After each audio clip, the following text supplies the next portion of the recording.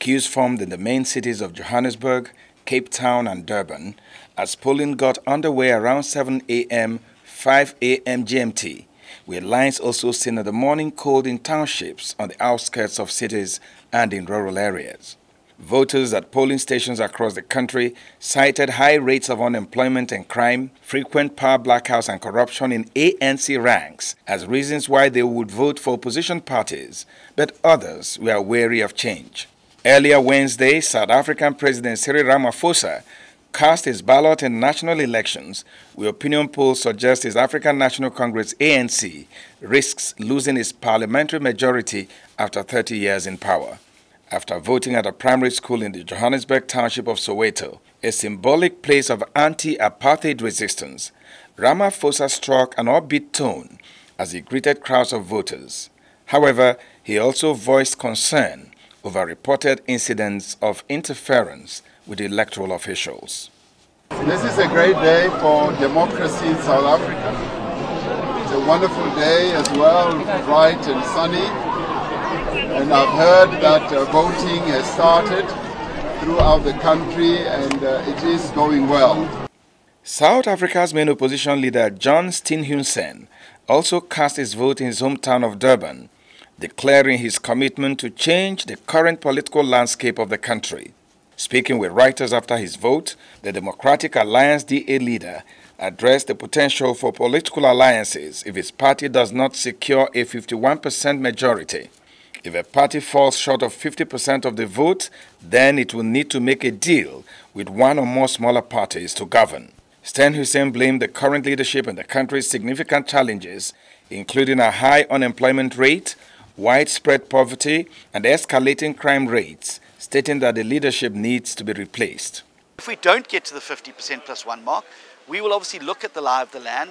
There may be parties that are elected into parliament that are outside of the charter that may want to then make a decision to work with us, and we would welcome that. But I don't believe that keeping the same bad people who've got us into the situation, that have pushed 42% of our country into the unemployment queue, that have led to 30 million people living in poverty, that lead to 84 people being killed every single day in South Africa, are the right people to be sitting around the cabinet table. And I'm fundamentally committed to changing who's sitting around that cabinet table so that we can build a better country.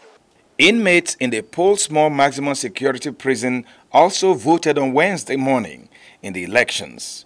Warders ushered inmates out in controlled groups to have their voter registration checked and participate in the polls. Meanwhile, South Africa's former President Thabo Mbeki said that the ruling party, the African National Congress ANC, had an important role to play in the country and that it must renew itself. Mbeki was speaking outside a polling station in Johannesburg after casting his ballot during a national election that could shift the country's political landscape, as support for the ruling party fell to around 42% in the days leading up to the election. The decline has been attributed to failure to solve problems like high unemployment, corruption, crime, and power blackouts. Mbeki, now 81 years old, was the second democratically elected president of South Africa, taking reins from Nelson Mandela in 1999 and stepping down in 2008. The nation must come together afterwards to say what do we do with this South Africa of ours. It's very important. That's why I'm saying it's important for people to participate in these democratic processes. I think it's also going to be important that the ANC must do what it says about itself. The ANC has been saying it must renew itself. So the ANC must do that. It's important because it's got a very important role to play in terms of the future of the country.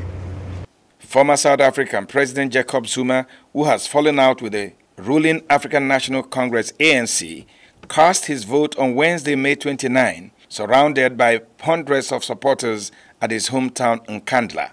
Zuma is backing a new political party called Mkhonto weSizwe, MK, named after the ANC's former armed wing. Though he was forced to quit as president in 2018 after a string of scandals, Zuma has enduring influence, particularly in his home province of KwaZulu-Natal.